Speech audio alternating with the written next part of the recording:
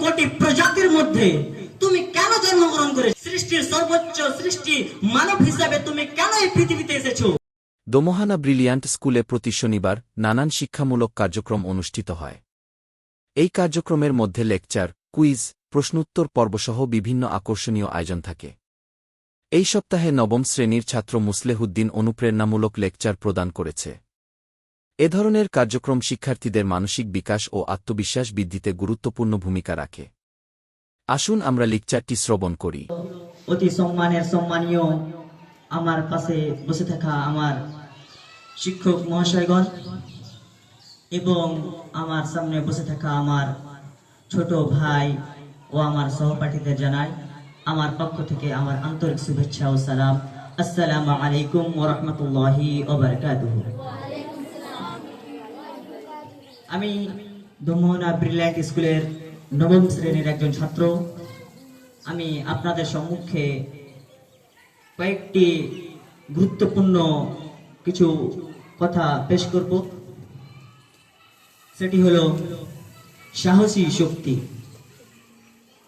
এই পৃথিবীতে যে সব থেকে গরিব, যার না আছে অর্থ অথবা না আছে কোনো গাড়ি কিংবা বিলাসবহুল বাড়ি, সে কিন্তু এই পৃথিবীতে সব থেকে হতাশ ব্যক্তি নয়। এই পৃথিবীতে যে সব থেকে হতাশ ব্যক্তি, সেটি হলো যার না আছে জীবন সম্পর্কে কোনো ধারণা, অথবা না আছে জীবন সম্পর্কে কোনো লক্ষ্য, অথবা না আছে জীবনের কোনো স্বপ্ন। তোমার কাছে অনেক অর্থ থাকতে পারে, তোমার কাছে সম্পদের প্রাচুর্য থাকতে পারে, কিন্তু তুমি তোমার জীবনের যে প্রকৃত অনুভূতি সেটা নাও পেতে পারো। তুমি আজকে নিজেকে কয়েকটা প্রশ্ন করে দেখো, ২০ কোটি প্রজাতির মধ্যে তুমি কেন জন্মগ্রহণ করেছো? সৃষ্টির সর্বোচ্চ সৃষ্টি মানব হিসাবে তুমি কেন এই পৃথিবীতে এসেছো? তোমার উদ্দেশ্য কি? তোমার একটি নির্দিষ্ট উদ্দেশ্য রয়েছে। তোমার উদ্দেশ্য হলো সফল হওয়া, একজন প্রকৃত বিজয়ী হওয়া। তোমাকে এখানে পাঠানো হয়েছে নির্দিষ্ট কোনো কাজের জন্য, এবং তোমাকে তুমি সেই কাজটি পূর্ণ করতে পারবে। এই দুনিয়ায়, এই বিশ্বে আর দ্বিতীয় কেউ নেই যে কাজটি পূর্ণ করতে পারবে। সৃষ্টিকর্তা তুমি নিজস্ব ধারণা, তোমাকে এখানে তিনি পাঠিয়েছেন অনন্য ও অদ্বিতীয় কিছু ক্ষমতার মাধ্যমে। এবং এই পৃথিবীতে যে সব থেকে তোমাকে বিশ্বাস করে সেটা হচ্ছে তোমার সৃষ্টিকর্তা, যে তুমি পারবে, তুমি নিজেকে পারবে সম্পূর্ণরূপে আবিষ্কার করতে। এই পৃথিবীতে যেটা সব থেকে ক্ষতিকারক যুদ্ধ, সেটা প্রথম বিশ্বযুদ্ধ বা দ্বিতীয় বিশ্বযুদ্ধ সেটা নয়, যেটা ইতিহাস দেখেছে। যেটা প্রথম বা দ্বিতীয় বিশ্বযুদ্ধ নয়, সেটা হলো ভয়ের ভূমিতে যুদ্ধ। হ্যাঁ, সেটা ভয়ের ভূমিতে যুদ্ধ, কারণ এই যুদ্ধে অনেক মানুষ তার প্রাণকে হারিয়েছেন, মৃত্যুবরণ করেছেন। সেক্ষেত্রে যারা ভয়ের ভূমিতে, তাদের না আছে কোনো সুখ, বেঁচে থাকে না, বেঁচে থাকে এই ভয়ের ভূমিতে কোন রকম আনন্দ, না বেঁচে থাকে ভয়ের ভূমিতে কোনো স্বপ্ন।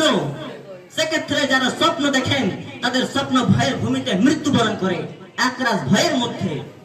ভয় তোমাকে কারারুদ্ধ করে দিবে, তাই ভয় পেও না, তাই ভয় পেও না।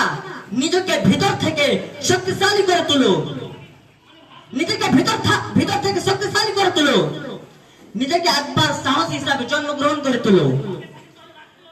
তোমাকে ভয়কে অতিক্রম করতে হবে। তোমার আত্মীয় স্বজন কিংবা সদস্যের প্রয়োজন হবে না তোমার ভয়কে অতিক্রম করতে। তোমার ভয়কে অতিক্রম করতে তোমাকে ফলসা অথবা লম্বা হওয়ার প্রয়োজন নেই, তোমাকে অর্থের প্রয়োজন নেই তোমার ভয়কে অতিক্রম করতে। যেটা দরকার সেটা হলো একটি, সেটা হলো সাহস, সেটা হলো সাহস এবং নিজেকে অটুট করে রাখার ক্ষমতা। তোমাকে অটক করে রাখতে হবে, এবং যেটার উপর দাঁড়িয়ে তুমি তোমার গন্তব্যস্থলে পাড়ি দিবে। সাহস, সাহস মানে গর্ব নয়, কিংবা সাহস মানে ভয়ের অনুপস্থিতি নয়। সাহস, সাহস মানে যখন তুমি ভয়ের সম্মুখীন হবে তখন তুমি মরতেও পাপিছু হবে না।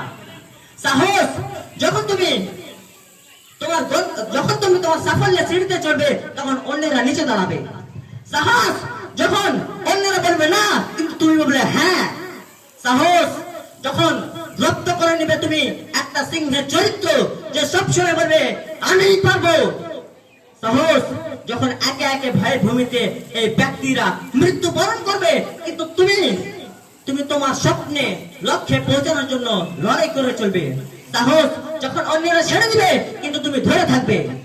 সাহস যখন তোমার চলার পথ কঠিন থেকে কঠিনতর হয়ে উঠবে কিন্তু তুমি হয়ে উঠবে কঠিনতর থেকে কঠিনতম এবং চলতে থাকবে বীরের মতো, যেমনটা সৃষ্টি লগ্নে লক্ষ কোটি ভ্রূণকে পরাজিত করে এই পৃথিবীতে তুমি পদার্পণ করেছিলে।